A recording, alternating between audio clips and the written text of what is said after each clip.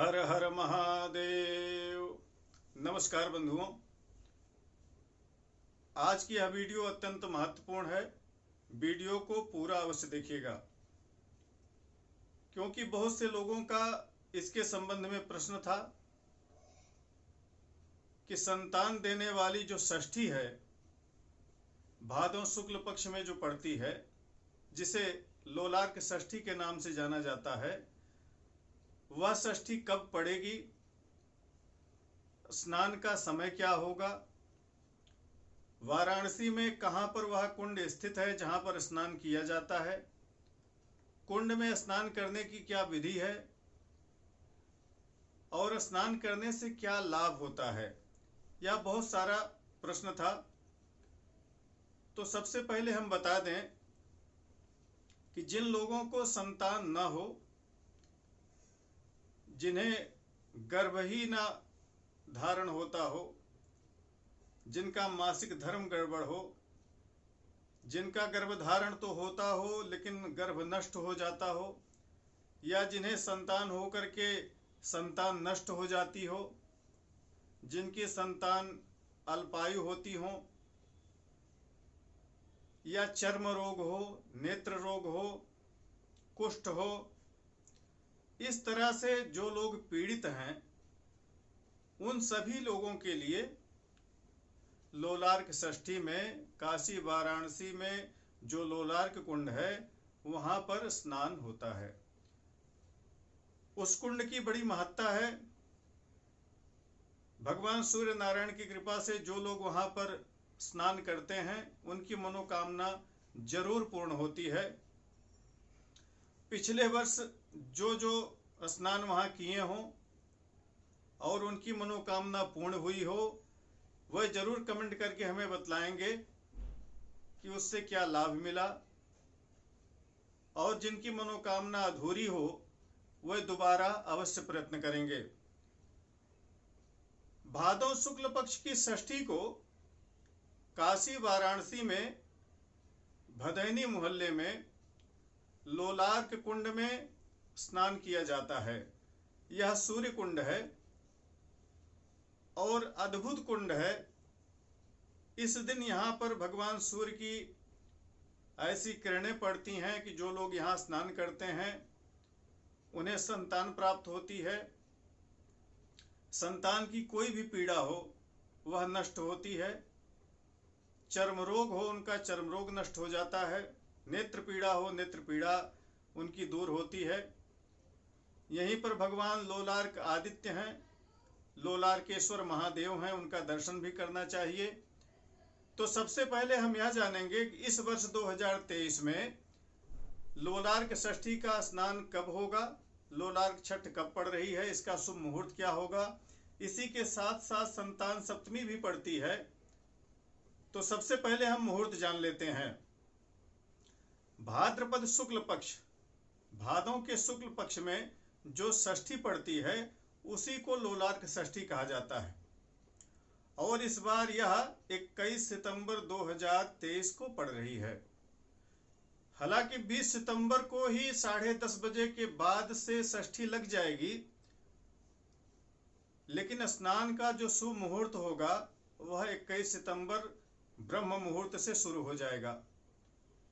उस दिन लोलार्केश्वर महादेव का दर्शन भी करें, लोलार्क कुंड में स्नान करें। इसे सूर्य षष्ठी, स्कंद षष्ठी आदि नामों से जाना जाता है। इसी दिन दोपहर के बाद संतान सप्तमी का भी व्रत किया जाएगा। तो यह अति महत्वपूर्ण योग बन रहा है कि षष्ठी और संतान सप्तमी दोनों एक दिन पड़ रही है। तो संतान के इच्छुक जो लोग हैं, जो लोग संतान की इच्छा लेकर के इस कुंड में आकर के स्नान करेंगे, भगवान सूर्य नारायण उनकी मनोकामना अवश्य पूर्ण करेंगे, ऐसी आशा है। इस दिन अनुराधा नक्षत्र भी है। अनुराधा नक्षत्र बड़ा उत्तम नक्षत्र कहा गया है। सभी कार्यों की सिद्धि इस नक्षत्र में बतलाई गई है।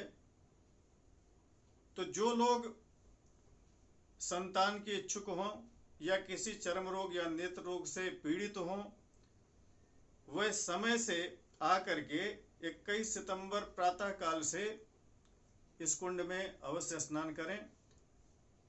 यहाँ आप कैसे पहुँच सकते हैं उसके बारे में जान लें। आप कहीं से भी आएँ, बस से आते हैं तो वाराणसी कैंट उतरें, और आप ट्रेन से आते हैं तो वाराणसी कैंट उतर सकते हैं, बनारस स्टेशन पर उतर सकते हैं, वाराणसी सिटी स्टेशन पर उतर सकते हैं। वहाँ से ऑटो के द्वारा आपको 80 भदैनी मोहल्ले में आना है। 80 भदैनी मोहल्ले में तुलसी घाट के नज़दीक गंगा के किनारे यह लोलार्क कुंड स्थित है। बहुत ही पवित्र कुंड है, पौराणिक है, ऐतिहासिक है, और जो लोग यहाँ स्नान करते हैं उनकी अभिलाषा जरूर पूर्ण होती है, ऐसी यहाँ की महत्ता भी है। लाखों की भीड़ यहाँ पर होती है। 2 दिन 3 दिन पहले से लाइन लगना प्रारंभ हो जाती है। तो जो लोग आए वह समय लेकर के आए, और सबसे बड़ी बात यह कि पति पत्नी दोनों आए। जिन्हें संतान चाहिए वह पति पत्नी दोनों एक साथ आए, लाइन लगें, कम से कम एक फल उस कुंड में जरूर छोड़ें स्नान के बाद, और उस फल का जीवन में फिर कभी भक्षण न करें, उसका त्याग कर दें, ऐसी मान्यता है। हालांकि आजकल प्रचलन ऐसा भी हो गया है कि कुंड में जो वहाँ के देख रेख करने वाले हैं, जो व्यवस्थापक लोग हैं, वह उस फल में सुई इत्यादि चुभो करके कुंड में डलवाते हैं। ऐसा कोई शास्त्रीय प्रमाण मुझे अभी तक प्राप्त नहीं हुआ है। जितना मुझे मालूम है कि समूचे फल को कुंड में अर्पण करना चाहिए। फल को हम इस कामना से अर्पित करते हैं कि भगवान सूर्य नारायण हमें फल प्रदान करें। जो वस्त्र आप पहन करके स्नान करते हैं वह वस्त्र वहीं पर आपको त्याग देने होते हैं, इसलिए अपना वस्त्र भी साथ में रखें और वही वस्त्र पहन करके स्नान करें जो आप त्याग सकें। आपके शरीर पर जो आभूषण हों उन्हें भी वहाँ पर त्याग दिया जाता है, तो उतने ही आभूषण अपने शरीर पर रखें जो आपको त्यागना हो। स्नान के बाद वहीं पर भगवान लोलार्क आदित्य का मंदिर है, उनका भी दर्शन कर लें। अब कुछ लोगों का कहना है कि कितनी डुबकी लगाना चाहिए, तो डुबकी पति पत्नी दोनों एक साथ लगाएं, 3 लगाएं, 5 लगाएं, 7 लगाएं, 11 लगाएं, जैसा आपको भीड़ में समय मिलता हो वो डुबकियां लगाएं। सबसे महत्वपूर्ण यह है कि आपको कुंड में स्नान करना है, और स्नान के बाद वहाँ पर अभी जो व्यवस्थापक लोग हैं वो कुछ पैसे भी लेने लगे हैं, कुछ संकल्प इत्यादि भी कराने लगे हैं। कुछ लोग वहाँ पर रहते हैं, ऐसा मुझे मालूम चला है, तो कुछ पैसे अपने पास जरूर रखें। मनोकामना लेकर के आप आए हैं तो यदि कुछ पैसे आप उस मनोकामना की पूर्ति के निमित्त खर्च करते हैं तो इसमें कोई बुराई नहीं है। स्नान के बाद ऊपर आएं। इस कुंड में 3 तरफ से सीढ़ियां नीचे जाती हैं। ये कुंड जो है वह एक प्रकार का कूप है, कूप में हमेशा जल रहता है। गंगा जी का भी इसमें संपर्क है, तो गंगा जल भी आया हुआ रहता है। इस दिन सूर्य की विशिष्ट किरणें इस यंत्रवत कूप में पड़ती हैं, जिसके कारण यह फल प्राप्त होता है। जिन लोगों को संतान प्राप्त हो चुकी हैं वह लोग यहाँ पर उसके मुंडन संस्कार को कराने के लिए भी आते हैं। तो यह आप ध्यान रखें कि भीड़ बहुत होती है। मोबाइल, कपड़ा लत्ता, चप्पल, जूता रखने की कोई व्यवस्था अभी तक तो नहीं थी, तो यह ध्यान रखें कि सामान कम से कम रखें अपने पास, और समय से आकर के लाइन में लग जाएं। कष्ट का विषय तो है ही, लेकिन संतान के लिए लोग नाना प्रकार के कष्टों को उठाते हैं, और भगवान सूर्य नारायण यहाँ पर निश्चित रूप से मनोकामना पूर्ण करते हैं। जो लोग पिछले साल या उससे पहले स्नान यहाँ कर चुके हों वह अपना अनुभव कमेंट में जरूर बतलाएंगे। जिनकी मनोकामना पूर्ण हो चुकी हो वह लोग भी कमेंट करके जरूर बतलाएंगे, और जिनकी कामना अभी अधूरी हो वह दोबारा से जा करके स्नान करेंगे। स्नान करने के बाद कम से कम वर्ष भर भगवान सूर्य नारायण के निमित्त व्रत करना चाहिए। रविवार का व्रत करें। संभव हो तो पति पत्नी दोनों करें। रविवार का व्रत कैसे करना चाहिए, क्या विधि है, इसकी वीडियो हमारे चैनल पर उपलब्ध है, आप आई बटन में जाकर के देख सकते हैं। तो रविवार का व्रत भगवान सूर्य के लिए किया जाता है, संतान प्राप्ति के लिए किया जाता है। तो श्रद्धा और विश्वास के साथ रविवार का व्रत करें और पति पत्नी साथ रहें, सात्विक रूप से रहें। ये सारे अगर आप विधि विधान करते हैं तो आपकी मनोकामना अवश्य पूर्ण होती है, ऐसी